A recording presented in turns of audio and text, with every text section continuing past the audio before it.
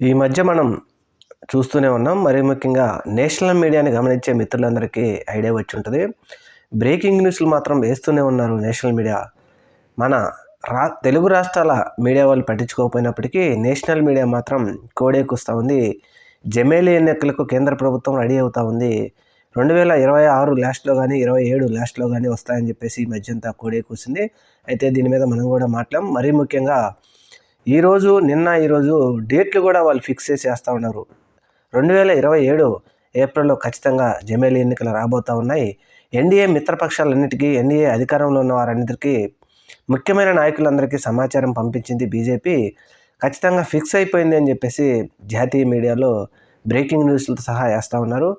మరి ఈ పార్లమెంట్ సమావేశాల్లో బిల్లును ప్రవేశపెడితే మిత్రపక్షాలు లేకపోతే విపక్షాలన్నీ మాట్లాడేది ఏంటంటే, పార్లమెంట్లో బిల్లును ప్రవేశపెట్టిన తర్వాత ఎంతమంది ఆమోదిస్తారు, అలాగే రాష్ట్రాలలో ఎన్ని రాష్ట్రాల శాసనసభలు ఆమోదిస్తాయి, 2/3 మెజారిటీ వస్తుందా అనేది పట్టించుకోకుండా నేషనల్ మీడియా మాత్రం బ్రేకింగ్ న్యూస్లు వేస్తూనే ఉంది. ఎట్టి పరిస్థితుల్లోనూ 2027 ఏప్రిల్లో ఖచ్చితంగా జమేలి ఎన్నికలకు ఫిక్స్ అయిపోయారు భారతీయ జనతా పార్టీ పెద్దలు అని చెప్పేసి.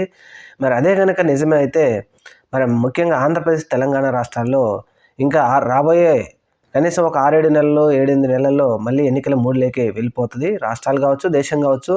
ఎందుకంటే ఎన్నికలు సంవత్సరంన్నర నుంచే దేశం మొత్తం ఎన్నికల మూడ్లోకి వెళ్ళిపోతుంది. అది మనందరికీ తెలిసిందే. అదే ఇంకా నిజమే అయితే ఆంధ్రప్రదేశ్ రాష్ట్రంలో జగన్మోహన్ రెడ్డి గారు జనవరి 3వ వారంలో ప్రజల్లోకి వస్తున్నారు. మరి చంద్రబాబు నాయుడు గారు కూడా రాబోయే కొద్ది రోజుల్లోనే ప్రజల ముందుకు రావాల్సి ఉంటుంది. మరి చంద్రబాబు నాయుడు గారు ప్రజల్లోకి వచ్చి వారిచ్చిన ఎన్నికల హామీలు కష్టమో నిష్ఠూరమో మరి నెరవేరుస్తారా, లేదంటే దానికోసం వేచి చూస్తారా అనేది ఆలోచన చేయాల్సిన పరిస్థితి.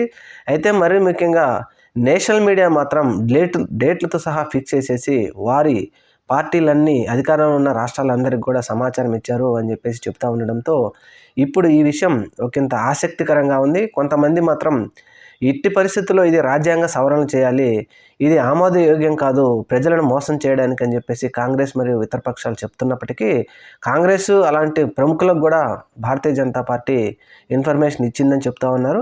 చూడాలి మరి రాబోయే రోజుల్లో నిజంగా ప్రధానమంత్రి నరేంద్ర మోడీ, అమిత్ షా జయం ఇదే పట్టుతో జమేలి ఎన్నికలకు ఇప్పుడు నేషనల్ మీడియా కోడే కూస్తున్నట్టుగా వెళ్తారా, లేదంటే వారు పట్టిన పట్టు నెగ్గించుకోలేక వెనక్కి తగ్గుతారా అనేది రాబోయే రోజుల్లో చూడాలి.